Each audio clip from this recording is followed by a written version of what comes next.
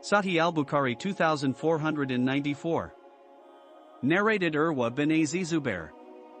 that he had asked Aisha about the meaning of the statement of Allah, "If you fear that you shall not be able to deal justly with the orphan girls, then marry other women of your choice 2 or 3 or 4.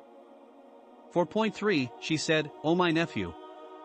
this is about the orphan girl who lives with her guardian and shares his property. Her wealth and beauty may tempt him to marry her without giving her an adequate mahr, bridal money, which might have been given by another suitor. So, such guardians were forbidden to marry such orphan girls unless they treated them justly and gave them the most suitable mahr, otherwise they were ordered to marry any other woman." Aisha further said, after that verse the people again asked the Prophet about the marriage with orphan girls, so Allah revealed the following verses, "They ask your instruction concerning the women.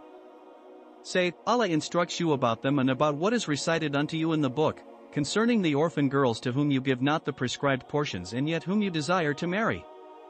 4.127, what is meant by Allah's saying, "and about what is recited unto you" is the former verse which goes, "If you fear that you shall not be able to deal justly with the orphan girls, then marry other women of your choice." 4.3, Aisha said, Allah saying in the other verse, "Yet whom you desire to marry," 4.127, means the desire of the guardian to marry an orphan girl under his supervision when she has not much property or beauty, in which case he should treat her justly.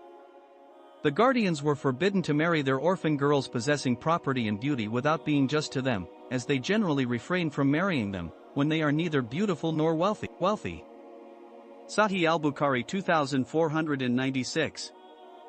Narrated Jabir bin Abdullah. The Prophet said, "The right of preemption is valid in every joint property, but when the land is divided and the way is demarcated, then there is no right of preemption."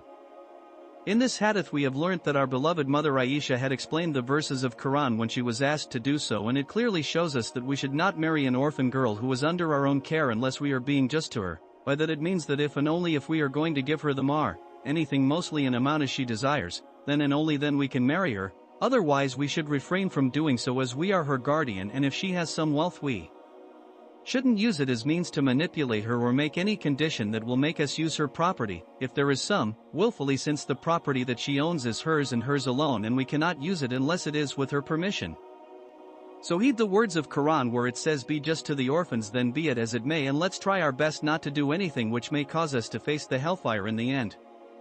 In the second hadith we have been told that once the land is divided and the way it is divided, then there is no going back from such decision. This shows that we should be mindful and thoughtful before we make any decision and look upon each and every aspect of our dealings as it will affect us later on, and no matter what decision we make we are going to be unhappy with it. Because Iblis will come and play with our minds, and we should always be on the lookout for that. So whatever we do we should rely on Allah Almighty, and we should try our best to be just in any transaction that we make, and no matter what happens we should be happy for what we have decided upon and not let anyone else decide for us, but we can take their suggestions in mind, but in the end always rely on Allah Almighty and always be just of what you are going to deal with. May Allah guide us all and may He always protect us.